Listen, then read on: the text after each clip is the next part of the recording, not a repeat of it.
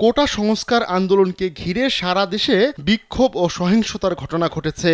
এ সহিংসতাকে কেন্দ্র করে এক নারী শিক্ষার্থীর ছবি প্রকাশ করে সামাজিক যোগাযোগ মাধ্যমে দাবি করা হয়েছে মেয়েটি গেল ২২ জুলাই পুলিশের গুলিতে নিহত হয়েছেন। তার নাম আনিকা তাসনিম। তিনি ঢাকা বিশ্ববিদ্যালয়ের শিক্ষার্থী।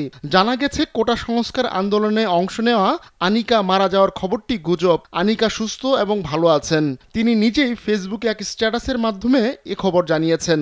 শুক্রবার আনিকা তাসনিম তার ফেসবুকে এক পোস্টে লেখেন, জন্মদিনের দিন ৫ আগে নিজের মৃত্যু সংক্রান্ত পোস্ট লেখার কোনো ইচ্ছা ছিল না লিখেও কোনো উপায় দেখছি না। আলহামদুলিল্লাহ, আমি বেঁচে আছি, সুস্থ আছি, ভালো আছি। কোনো রকম গুজব না ছড়ানোর অনুরোধ রইল। নগদের কাছে সব গ্রাহকই প্রিয়, তাই তো সারা দেশে ক্যাশ আউট চার্জ সবচেয়ে কম। এবং কেউ র্যান্ডম যে কোনো পোস্টে মেনশন না করলে খুশি হব। Everything has a limit.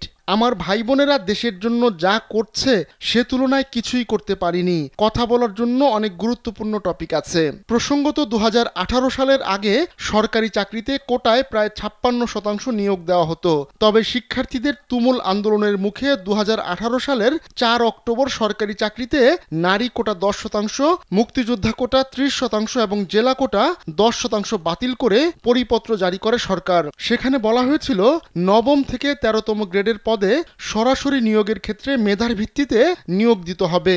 ওইসব গ্রেডের পদে সরাসরি নিয়োগে বিদ্যমান কোটা বাতিল করা হলো। এ পরিপত্র চ্যালেঞ্জ করে রিট করেন মুক্তিযোদ্ধার সন্তান ও প্রজন্ম কমান্ড কাউন্সিলের সভাপতি ওহিদুল ইসলাম সহ ৭ শিক্ষার্থী। এর প্রেক্ষিতে গেল ৫ জুন ২০১৮ সালের জারিকৃত পরিপত্রটিকে অবৈধ বলে ঘোষণা করেন হাইকোর্ট। এরপর থেকেই সারা দেশের বিভিন্ন বিশ্ববিদ্যালয়ের শিক্ষার্থীরা ফুঁসে ওঠেন। কোটা পুনর্বহালের প্রতিবাদে নানা স্থানে বিক্ষোভ করেন কোটা বিরোধীরা। ঢাবি ছাড়াও বিক্ষোভ হয় জাবি, জবি, রাবি, ৭ কলেজ সহ দেশের স্বনামধন্য বিভিন্ন কলেজে।